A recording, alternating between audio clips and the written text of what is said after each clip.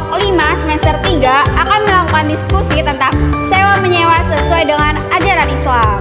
Nah, di diskusi kali ini akan diisi oleh teman kita yaitu Puspita, Rina, dan juga Ripia, serta dosen mata kuliah aspek hukum dalam ekonomi Islam yaitu Bapak Abdillah Sani. Nah, kalian penasaran kan? Yuk simak videonya.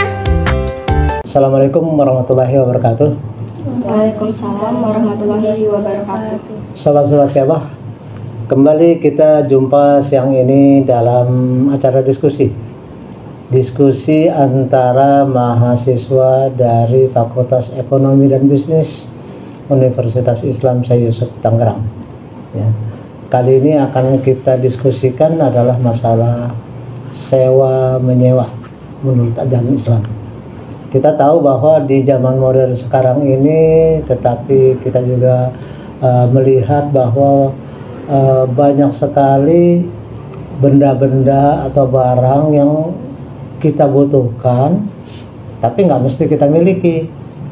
Mungkin hanya perlu dalam waktu tertentu saja. Sehingga kalau kita mesti beli kan jadi mahal, ya kan? Setelah itu kan useless, tidak kepake. Maka jalan keluarnya adalah sewa menyewa. Seperti misalnya kamu rumah jauh dari fakultas, dari universitas, untuk menghemat waktu dan biaya maka kamu kos. Kos itu juga masuk di dalam suatu hitungan sewa. Sewa ruangan untuk kamu tempati, untuk kamu beristirahat, untuk kamu belajar. Ya kan kalau kita harus pulang ke Jawa Timur kan jauh sekali kan, berarti kos di situ itu sewa menyewa. Begitu juga kalau saya bangun ruangan ini dan saya nggak bisa mengerjakan sendiri, berarti kan saya manggil tukang, ya kan? Manggil tukang itu juga kan saya juga sewa tenaganya, sewa pekerjaannya, sewa jasanya, dan banyak sekali. Kadang-kadang kamu dari rumah mau ke kampus juga naik ojek, kan sewa juga. Ya, sewa jasa transportasi. Nah, berarti dalam dunia modern sekarang ini dalam masalah bisnis, sewa menyewa juga menjadi suatu bagian yang sangat penting, karena dalam segala hal kita banyak menggunakan pola sewa menyewa ini. Kos misalnya dalam rangka studi kan nggak perlu kita harus beli rumah dekat kampus, ya kan, bisa ke kos. Nanti kerjanya di mana lagi, beli rumah hebat atau beli rumah melulu gitu kan, ya kan nggak mungkin. Jadi kita pakai sewa menyewa. Oke, sobat-sobat siwa, ini akan kita diskusikan bersama para kawan-kawan kita yang cantik-cantik ini, ya. Kita akan melihat diskusi dengan mereka. Tapi sebelumnya saya persilahkan Anda kenalin dulu. Perkenalkan, nama saya Rivia Puswardini Asnakum dari kelas 3C Manajemen. Oke. Hai teman-teman, nama saya Rina Maharani dari kelas 3C. Perkenalkan, nama saya Tri Puspita Sari, biasa dipanggil Puspita dari kelas 3C Manajemen. Oke, dalam hal ini akan bertindak selaku presenter katanya Puspita. Silakan. Iya. Puspita, dimulai. Jadi kita masuk ke pengertiannya dulu kali ya. Kalau misalnya dalam Islam itu sewa menyewa disebut dengan ijarah, yang kalau dalam bahasa berarti upah atau imbalan.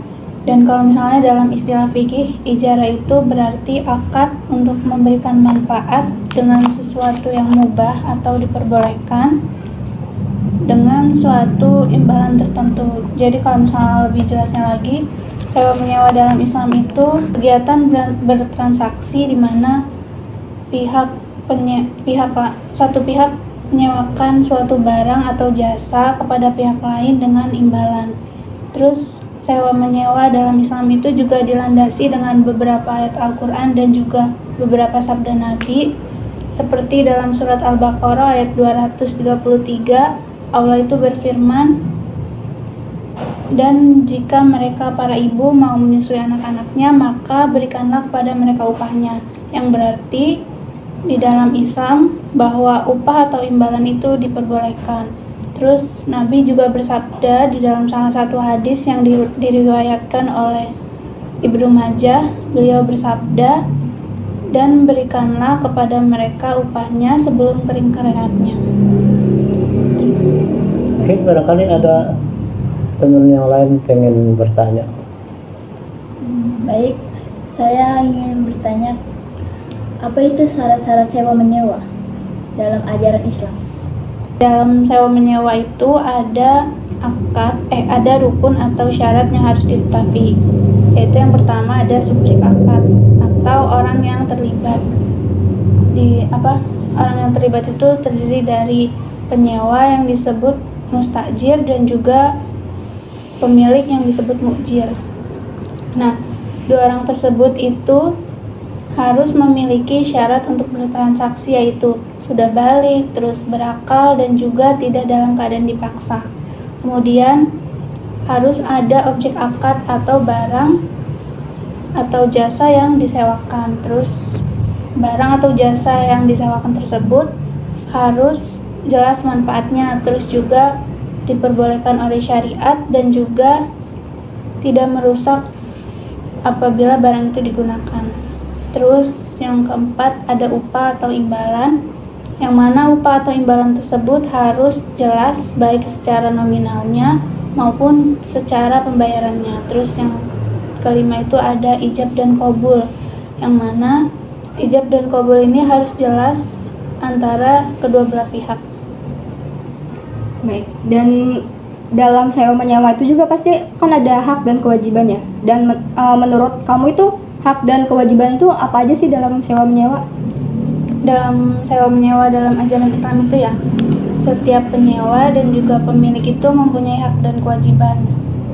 Terus kalau yang penyewa ini memiliki kewajiban untuk membayar harga sewa sesuai dengan jumlahnya. Terus penyewa ini juga berhak menerima barang atau jasa yang disewa sesuai dengan kondisi yang disepakati dari awal. Terus habis itu kalau pemilik ini bertanggung jawab untuk menyediakan barang atau jasa sesuai dengan kondisinya yang saat disepakati itu. Terus yang pemilik juga berhak untuk menerima imbalan dari harga sewa tersebut. Berarti kedua pihak ini ada hak dan kewajibannya masing-masing gitu ya? Ada. Oke. Jadi, mau nanya, misalnya saya menyewakan satu barang ya pada teman kamu, tapi barang itu sendiri sedang dipegang oleh yang lain. Saya gadai kepada ini, lalu saya janji sama dia untuk disewakan, boleh nggak? Itu nggak boleh. Kenapa? Karena itu udah ada hak orang lain gitu. Udah ada orang lain yang menyewa. Terus si penyewanya ini mau menyewakan ke orang lain. Karena kan dari penyewa sebelumnya itu belum berakhir ya masa sewanya, jadi nggak boleh gitu. Saya janji sama kamu, saya sewain kamu, tapi ntar kalau saya punya barangnya, boleh nggak? Barangnya sendiri belum ada sama saya belum beli. Kenapa nggak boleh? Karena yang namanya sewa menyewa itu harus ada barangnya juga gitu. Barang masih ada, tapi bukan punya saya, misalnya. Baru akan saya miliki nanti, insya Allah. Itu sudah insya Allah. Boleh nggak? Nggak boleh. Kenapa, Mus? Karena dalam sewa menyewa ini aturannya harus jelas barangnya, terus jelas manfaatnya juga. Jelas manfaatnya. Kalau saya sewakan barang yang udah rusak, boleh nggak? Tidak. Nggak boleh lah. Oke. Jadi memang di dalam sewa menyewa itu jelas harus ada suatu manfaat yang bisa digunakan ya.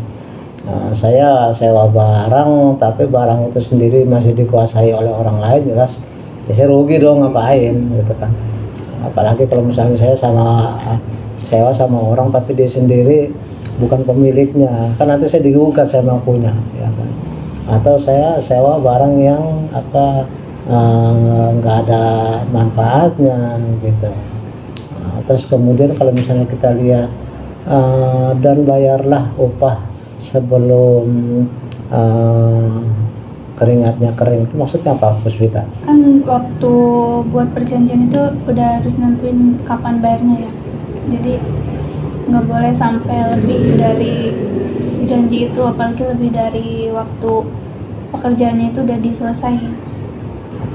Yang dimaksud dengan sebelum keringatnya kering itu gimana maksudnya? Sebelum keringatnya kering mungkin sebelum apa ya, jasanya tuh berakhir gitu Bang, kayak Tapi udah kerjain belum? Udah. jasanya Udah dikerjain belum? udah dikerjain tapi belum selesai gitu, baru setengah. Iya gitu. Terus gara-gara dibayar dia nggak kerja lagi gimana? Udah dibayar ya. Bisa jadi kan? Iya. Kan bayar upah sebelum keringatnya kering. Kamu bilang sebelum kerjaannya tuntas sudah dibayar, dia nggak mau kerjain lagi kan? Gimana? Sebelum tanggal jatuh tempo, maksudnya Oh. harus dibayar sesuai pas janjinya gitu lah, nggak boleh lebih dari hari itu. Jangan ditunda-tunda, Iya. maksudnya gitu Neng. Tapi kerjaannya beres dulu. Jangan kerjaannya belum beres udah dibayar nanti dia nggak mau kerjain lagi. Udah diterima duitnya ngapain lagi capek-capek. Maksudnya di sini dia kan udah capek tuh, nggak mesti berkeringat sih. Kalau kerjaannya di ruang AC ya nggak keringetan dong, kayak gitu kan. Atau kerjaan apa, kerjaan mikir nggak. Kok keringetan kan kesannya kerjaan kasar. Itu hanya suatu simbol saja. Artinya bayar lo upah, jangan suka ditunda-tunda. Misalnya karyawan itu upahnya tanggal berapa, ya bayar sesuai dengan perjanjian kerja di awal. Jangan nanti ditunda seminggu kan dia juga punya keperluan ya, mungkin stok di rumah beras udah habis, susu anaknya udah habis gitu kan. Sehingga harus disesuaikan dengan perjanjian. Artinya sewa menyewa zaman sekarang ini juga banyak sekali macamnya ya. Seperti saya juga kan di kampus juga kan kamu nyewa jasa saya kan. Jasa sebagai dosen kan, ya, jasa untuk mengajar kamu tentang ilmu-ilmu tertentu ya. Berarti saya dipekerjakan oleh UNIS ya kan, dalam waktu 1 semester diminta ngajarin satu mata kuliah tertentu yang akan saya berikan dalam beberapa kali pertemuan ya kan. Juga ditentukan bahwa dalam satu kali pertemuan itu berapa menit, melihat ada satpam kan, itu juga jasa ya. Jasa apa dia? Jasa untuk menjaga keamanan ya, keamanan lingkungan di UNIS. Terus ada cleaning service, jasa apa nih? Kebersihan. Jasa membersihkan lingkungan dari kotoran dan sampah dan sebagainya. Juga banyak sekali jasa-jasanya ya. Jadi tidak senantiasa bahwa yang namanya bisnis itu harus berupa perdagangan, tapi juga berupa sewa menyewa. Jadi jasa seperti itu. Cuma kadang-kadang yang harus kita hindari itu adalah penyedia jasa yang not fair, nggak jujur. Seperti apa nih contohnya? Tidak jujur, parkir ilegal.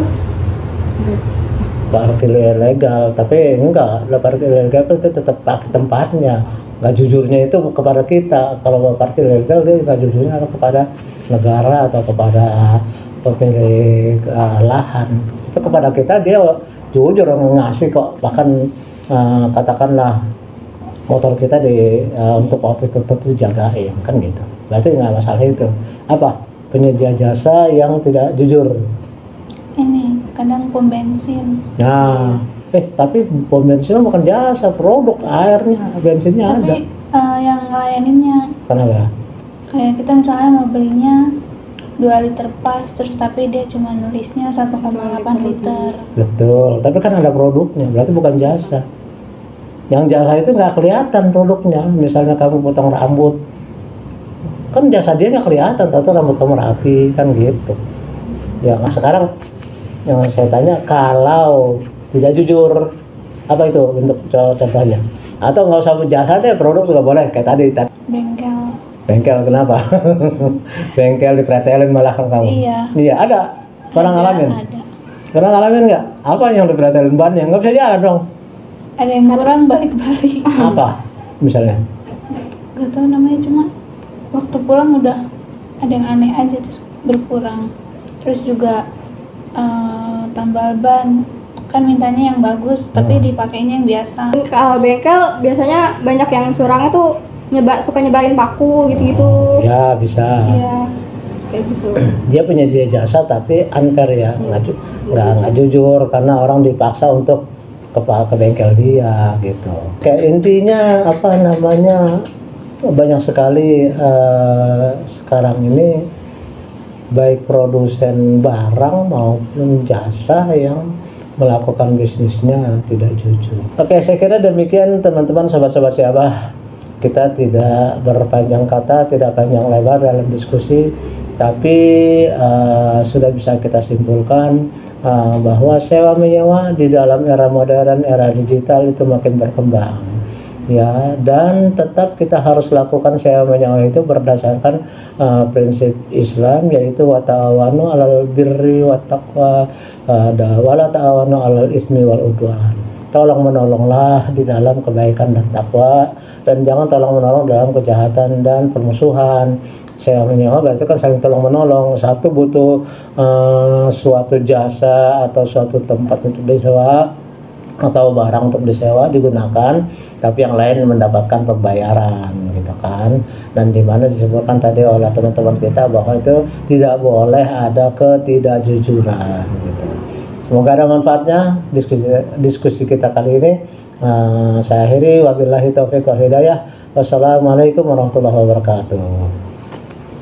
Nah, gimana guys? Podcast kali ini seru kan? Seru dong. Dari diskusi kali ini kita dapat mengetahui nih kalau dalam sewa menyewa dalam ajaran Islam itu tidak sah jika objeknya haram, terdapat unsur riba, unsur goror, unsur penipuan, dan juga barang yang disewakan itu tidak bermanfaat. Mungkin itu aja dari podcast kita kali ini. Sampai jumpa di podcast selanjutnya. Jangan lupa like, Komen, dan subscribe. Bye.